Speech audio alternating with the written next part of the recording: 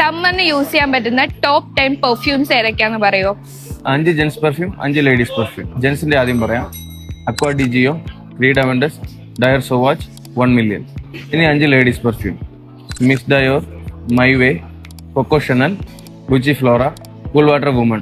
എന്തുകൊണ്ടാണ് ഈ perfume സമ്മറിന് suggest ചെയ്യുന്നത്? ഓരോ ക്ലൈമറ്റിലും നമുക്ക് ഓരോ ഫീലിംഗ് ആണ്.